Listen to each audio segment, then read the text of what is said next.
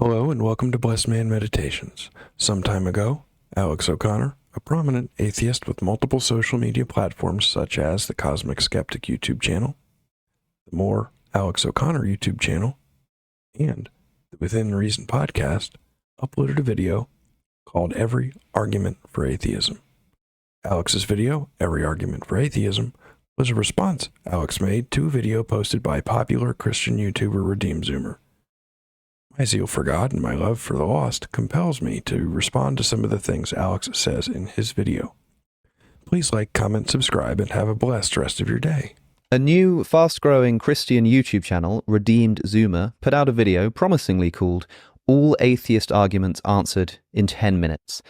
Let's see how he does. Christianity only spread because of military conquest. Well, eventually they did do military conquest, but for the first 300 years of Christianity, it was illegal, and it took over the Roman Empire despite that because of how popular it became. Again, I'm happy to broadly agree. At least early Christianity was not some kind of violent conquest. Today on Blessed Man Meditations, we're going to respond to Alex's video, Every Argument for Atheism, the portion specifically dealing with was or is Christianity a violent conquest. In Alex's video, the Redeemed Zoomer portion of the video, the atheist says Christianity spread by military conquest. In the Redeemed Zoomer portion, the Christian responds, while Christians did do military conquests, it was illegal for the first 300 years, and Christianity took over the Roman Empire despite being illegal because of how popular it became. At the end of that clip, Alex comments and says he's happy to broadly agree Christianity was not a violent conquest. For purposes of my series, we're going to do a response using AI. We're going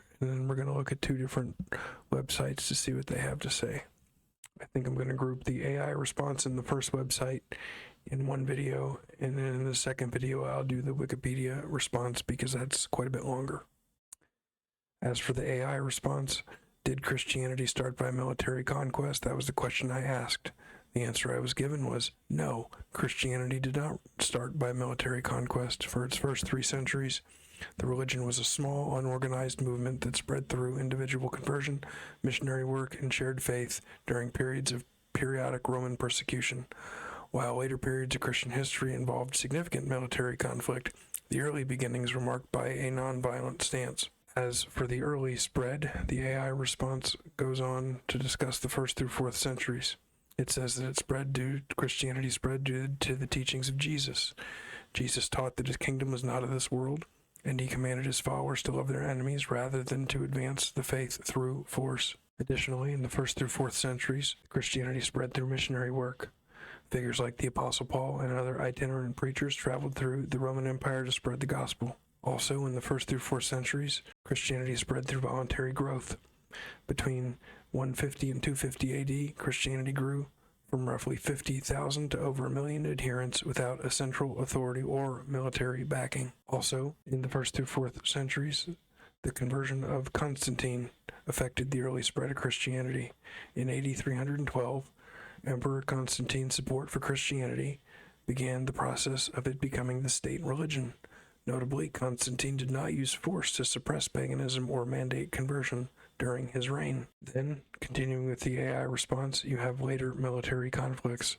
Centuries after Christianity's founding, Christianity became linked with statecraft and warfare. Did it spread due to violent conquest? Not for its first few centuries. Key examples often confused with its start are the Crusades. The Crusades began roughly 1,000 years after the advent of Christianity.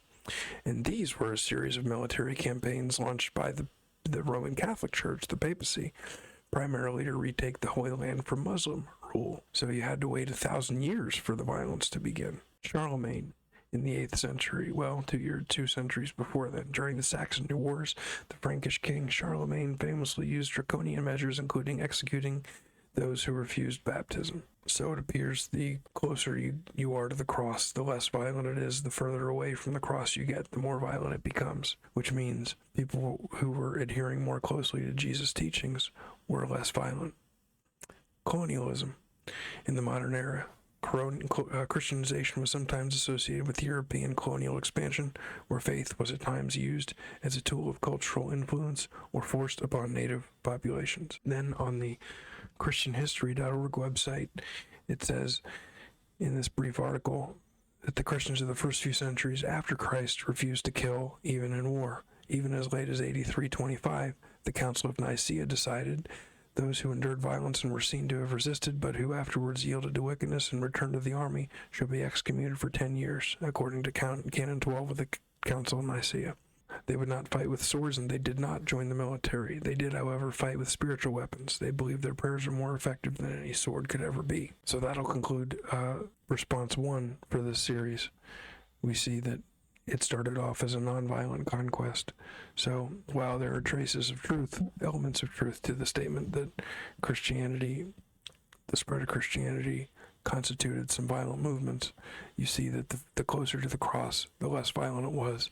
The further away from the cross, the more violent it became. I see the evidence of your good.